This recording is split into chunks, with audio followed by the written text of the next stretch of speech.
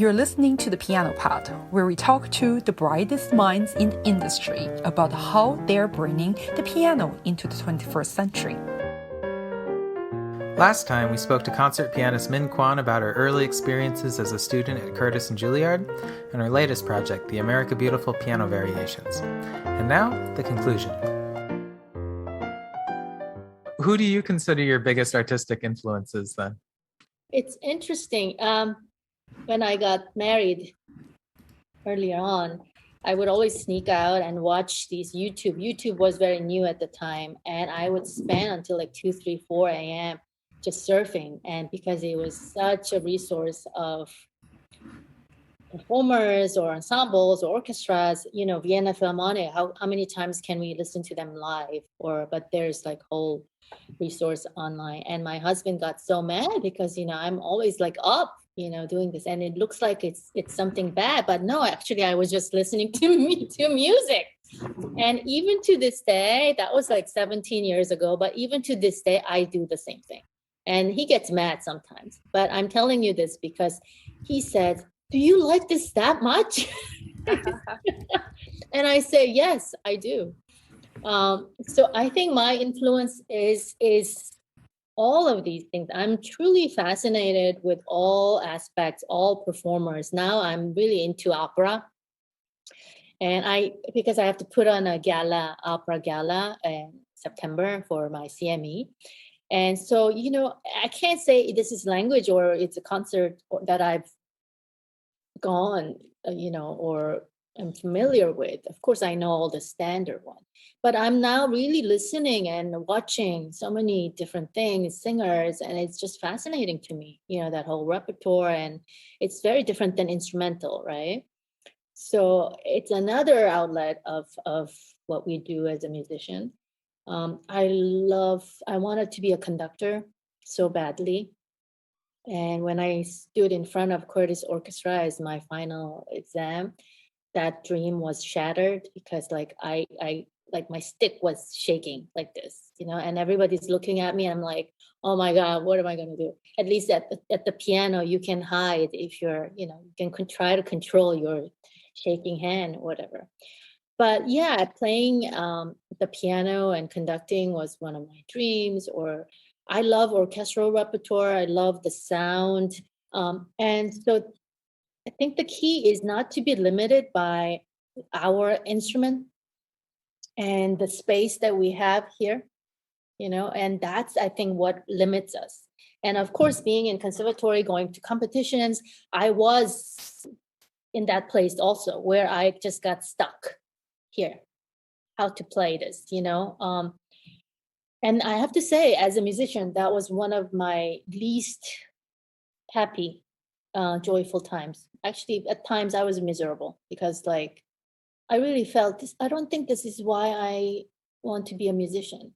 I don't think this is how, playing Chopin Etude, Debussy Etude for competition, working on this repertoire, I don't, and I'm so glad I found my way out. And it was either through chamber music, which I love, listening to this orchestra. I told you I was so sad as a pianist, I couldn't be in an orchestra.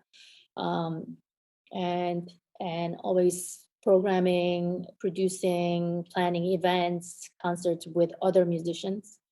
So I kind of had to find my way through it to make it a fulfilling life that I knew was there for me, And even these days, I feel very sad that, a lot of young musicians, when they get stuck. Mm-hmm. And I think in a way, that's why I started the Center for Musical Excellence, because I wanted to really provide a community support system for them to also show them you don't have to be lang. You don't have to win this competition.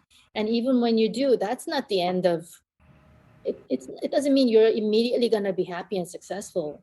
Of course not, right? We all know that. Right. But we all love music just as much as, the person, who won the competition, So how do we make most out of it, our passion, our talent, So that's what the center really is. Wow. Yeah, I was going to ask you about that, but you answered some questions, so that's Mm. wonderful. So, from your own struggle as a musician, but it seems like you had also the right support system and mentorship, and so that's why you are who you are right now. So, is that the desire that you caused to create this nonprofit organization for young musicians? Yes, yes, Yeah. yes, What was absolutely. actually missing in this modern, uh, the students and artists of the 21st century to cause you to do this nonprofit? Well, I remember during one of my sabbatical from the university that I finally had the time to do something to help students not just coming to study with me at Rutgers or auditioning, but just young artists in general, because I would see them auditioning 10, 15 different schools. Like when I was going auditioning, I only auditioned for Curtis and only auditioned for Juilliard because I knew this is where I wanted to go. This is where I wanted to study. Of course, it was a very, very stupid thing. But nowadays, touring 15 different schools and not really knowing, it just shows them they are lost and they are kind of, throwing dice and see what happens. And I felt like as someone who's gone through this path, I could be the mentor and I could show them the right path. So sometimes they don't waste time, energy, and money resource Right. sometimes. And also wanted to create a place where all of us, the mentors, come together. And it's not difficulty with choosing a teacher is that sometimes the teachers can get very possessive. You only study with me. You don't go to this festival. You come to my festival this summer, or this kind of thing. Also, you can't really audition for 2 or 3 teachers at the same school because they will find out about it. So a lot of these things are very awkward situations that young people need guidance on how to manage. You know, so that's kind of how it started. And then it of course grew to something. So I first few years we had a festival in New York with some of my colleagues. I called them up like Jerry Lowenthal and Bob McDonald, and look, this is my desire, and will you join me? And these people saying yes, and students came, and it was very small scaled, but kind of like a place that was too good to be true because they had lessons with all these amazing teachers from all these different schools, and they didn't have to pick one. you know and that was kind of like my dream vision. Even now I always send my students to other teacher or other festival, you should go experience this. And then so that's one. And then also giving musicians opportunity beyond just giving the best lesson on Beethoven sonata. Right. They actually need connection, or for you to call up somebody, conductor or presenter or whatever, or even creating a concert for them, or even matching them with a patron. So we started doing this, and just kind of one thing led to another. And I was very lucky that because I think I'm a spokesperson that is also a musician, that was also a struggling young musician at one point. And I think to patrons, this is more compelling than just an executive nonprofit coming in to talk to them, What do you think about being a 21st century musician, classical musician? So that's something we really have to talk about. We are all here as a piano teachers, and we feel things are moving quite rapidly due to all the technologies that are available, to so many other variables that we have to think. So we think of going to this, famous music schools. Oh, you're supposed to be practicing hours of the day, which is true, but in the end, is that really realistic after you are done with this, conservatory? And so there's the real life right in front of you, and how are you going to face that? So is that something part of the mentorship that you give to your students?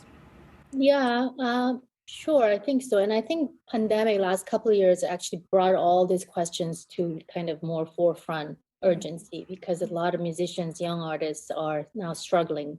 Um, after having so many limitations imposed upon them, right? For me personally, I think I was lucky in that I was always that very curious, kind of restless human being, in that it just, one was not enough for me, or, going to competition was not enough, playing Chopin concerto well was not enough. But I think this is something definitely that can be shown or guided by a mentor.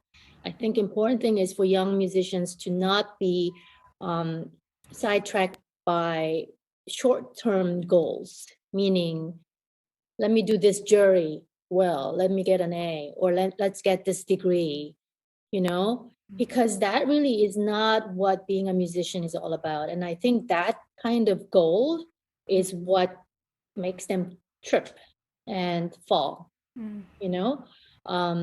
so having a more broad sense of, why do I want to be a musician? How can I, contribute, and in return, because it's only when I give, really, that comes back to you, and it's kind of very life's natural process, I think. Just like when you give a concert, and then the audience gives you back that feeling, and we need each other, that kind of thing. And I think it's same for teacher and students and musicians, is that it's recreating, using our instrument to do something else. And nowadays, I see also a lot of efforts being made to be creative that way. People are going into unusual venues like veterans' homes or hospitals, or reaching out, right, or nursing homes, When I was growing up, that was not done. And I remember actually I walked into an assisted living when I was a student, because I also needed to make money. And then I thought, they might need some music. And I remember walking into the reception, and I said, hey, I'm a pianist and my sister plays violin. Can we come and play, some, I literally did that. Can you believe that? And then I got my first $100. But Wow. Those things are done a lot. But it's not something music students should feel ashamed of, or, it's not something you pick and choose. Music is music. Human beings are human beings. Your audience is everywhere. They're not just at Carnegie Hall. They may be your next door neighbor, or they may be, somebody in trouble, So I think if you start thinking this way, and I do believe that's what being 21st century musician is all about. It's not a specific goal of how many concertos I play with which orchestra. Right. So can I ask, what do you see for yourself in the future?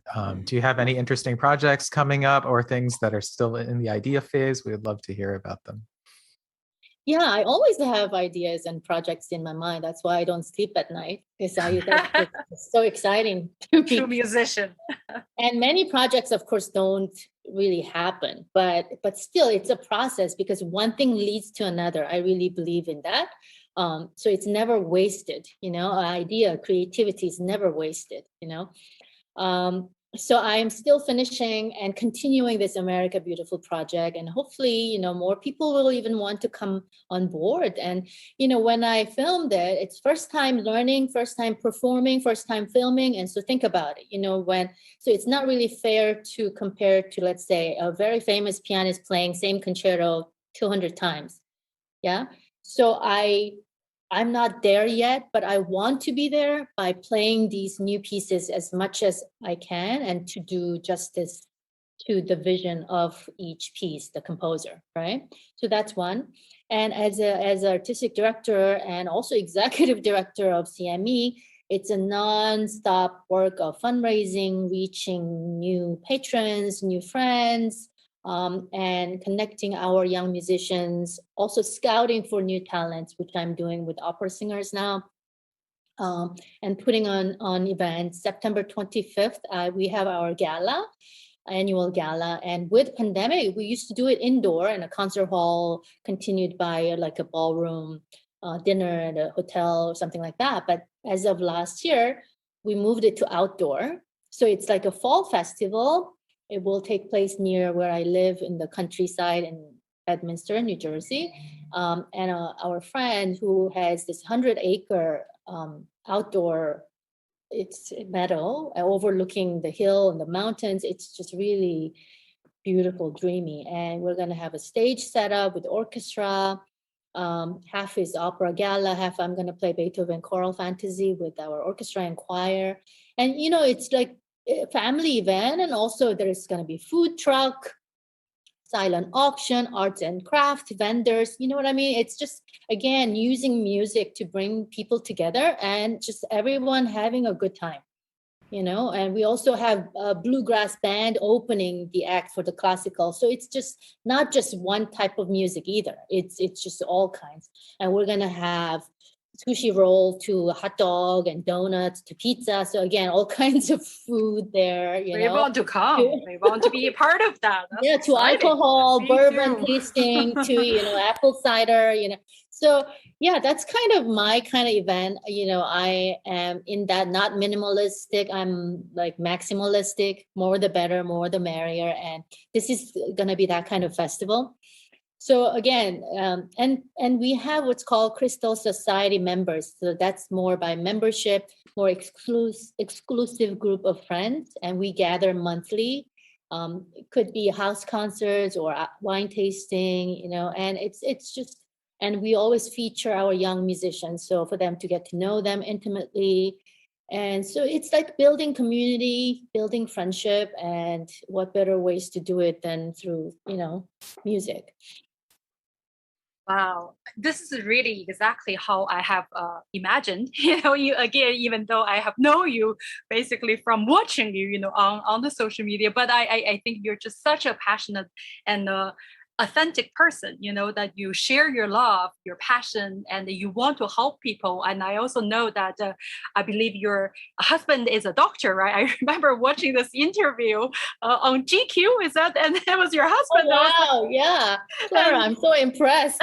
You know more about me than I do. And I believe your sister married a famous tenor, right? I also was a big fan of his singing as well. And so my impression is that I think you're someone who was so good at connecting dots, right? And then you kind of, all these things happened, but I'm sure it happened for a reason. You worked hard all your life. And now I believe your festival also happens in Vienna in the summer. Is that correct? You bring these musicians. Yeah. So we have to wrap up, unfortunately, soon, but I just want to leave our audience with one last question before we go into a very fun segment, but I will explain. But what is your one advice for all the musicians coming up, the next generation? I know there are still so many of us, them in school. Actually, part of me still have this little secret dream that I might come to Rutgers to study with you. I never got my doctorate, and I thought, well, I didn't want to do it early, but I thought maybe when I'm all established, I will come back. And so what is your advice for a younger generation of musicians? Younger generation of musicians or pianists or just artists, let's say, in general, especially after this pandemic, right? And I know you have answered quite a bit of it already, but right. For musicians that are currently still in school, for example, that as you say, there's probably a lot of limitations still. Some of them I know that are maybe stuck in other countries, and even young artists that some of us we interviewed, some of them, they had artist visa and then they went back and they couldn't come back. So what's your well, the thing is, the lesson in music is same as lesson in life, is that I'm also learning every day, but because I have a little more experience and age ahead of these young musicians that you're talking about, is that I think we've had some dark times, very, discouraging times, but something always comes out of this. And using this time to actually maybe take a step back and really think, how much do I love music? How much do I love this profession? Or how much, do I want to be in it? And it's a very good question to ask, because many of us maybe have come this path because it was kind of the easiest thing to do or natural thing to do, or parents supported it, or for one reason or another. But and it's not a bad thing to just rethink, right? And what do I want to do with it? I have plenty of young colleagues who's now learning coding or has kind of found a different outlet, performing arts, music administration, or photography, or you don't have to be a performer. There's many ways to be a musician. I think that's what I want to emphasize on, and it's not necessarily on how well you play this one piece of music that really isn't gonna get you there. So that's my advice, and to really think about and being creative. And people think it's a two different thing, that we only play the things that's put in front of me, but even that takes creativity, and every time we're moving something, voice or physical movement, something is happening. There's an energy there. And I always say it's a chamber music between left and right, and even when you're playing by yourself, or it's anatomy and science of what's happening with your body. It's a constant kind of exploration, isn't it? An experiment of today, my shoulder hurts, or today I'm going to experiment, my left arm is slow, or, I'm talking for a violinist or a pianist or instrumentalist, but take every day as a new kind of new day to explore. That's what I do. And then you can never get stuck, I think. And also do that for others around you. I play these games with my girls, and there you go. They are very talented. They play piano, violin, cello, but they don't want to be musicians. And I understand that. It's not for everyone, right? And music, who said this? Music is not really a profession. It's really a mission. I heard that recently, and that I think that's a very good way of putting it. It's not a job. Right. Yeah. And so you're not looking for a job, it's not just a profession. Really has to become a way of life, right? Right. And if that fulfills you, and if that's what you need, and you're going to be very unhappy if you don't do that, then this is a life for you. Wow.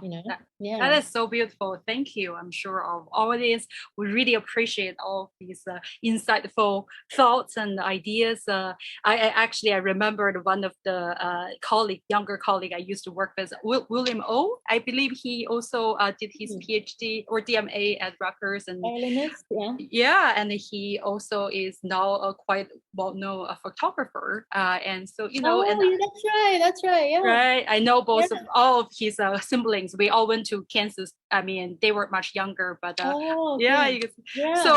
anyway, so that's a beautiful wrap up. And we are going to go into our last segment of the show, which I forgot to inform you in the beginning. So this will be a big surprise for you. It's called the rapid fire questions. So each of us will have some silly little questions, very short answers. Don't get scared. We'll be kind. Oh, it's like one of those talk show, the quick question. I have to answer very quickly. Oh, how fun. Okay. You got it. That's right. So I will be the first one to go. And are you ready? Okay, as ready as I will ever be. Okay. Awesome. Short answers. Good. What is your comfort food? I know you're also a foodie.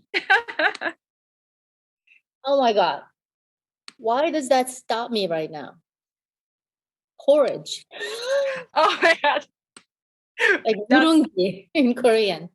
We are the true Asians here, right? Cats or dogs? Dogs. Dogs, great. What is your word or words to live by?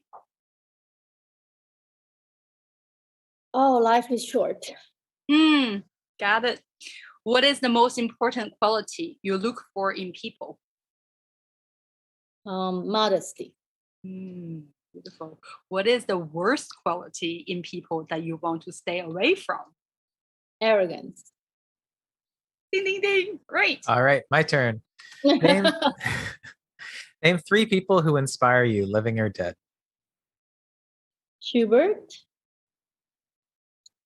my mother, and my husband. Wonderful. Which historical figure or composer would you want to take lessons from if he or she were alive? Mozart. Mm-hmm. And which historical figure or composer would you want to hang out with at the bar? Rachmaninoff. Oh, interesting. He's Aries and I'm a Leo. Okay. And we're supposed to like have a big chemistry. Wow. Very Perfect interesting. pair. Yeah. Great. So it's my turn. So name one piece in your current playlist. Oh, it's BTS. Of course. That is funny. Great choice. Yes. Okay. Name a book title you're currently reading. Ooh, book. I haven't read a book in a while, but actually I'm reviewing my German. So it's a German textbook. Oh, wow. Wonderful. Okay. You get only one song or piece to listen for the rest of your life. What is it? It's actually Hey Jude by Oh, Beatles. okay. So the last one, it's the fill in the blank. Music is blank. Music is, oh, wow, you can say so many things. Music is life. Thank you. Oh, you All win. right. Fun. Well done. Thank you. You guys are fun. It's been a pleasure. Oh, thank you so much for Pleasure's coming. all ours. Exactly. Oh my God, we had such a good time. And there are so many more questions we want to ask, but unfortunately, there's not enough time in the show. And you just have to come back next time and thank you. continue our Thank you. conversation. Love to. Hope to see you guys all live in person. Thank Maybe you. at At Us the too. concert or something. Thank you, Dr. Min, for joining us today and sharing your insights and expertise. And thank you for our audience for tuning in. For anyone who is still interested in learning more about Dr. Kwon's beautiful projects, you can find her project, American Beautiful, online at www.american-beautiful.com, and information about herself and the CME at www.minkwon.net or www.cmemusic.org. If you enjoyed today's episode, please rate and review us on whatever podcasting platform you use. And if you're watching us on YouTube, remember to hit the thumbs up button and tell all your friends and subscribe too. You can also find us on Facebook, Twitter, Instagram, and LinkedIn. The links are in the description. If you have feedback for us, please leave it in the comments or DM us via social media, or you can also email us at thepianopod@gmail.com. We will see you at the next episode of The Piano Pod. Thank you, everyone. Thank you, Dr. Bye, Kwon. everybody. Very nice. Thank you so much. Thank you. Thank Bye. you.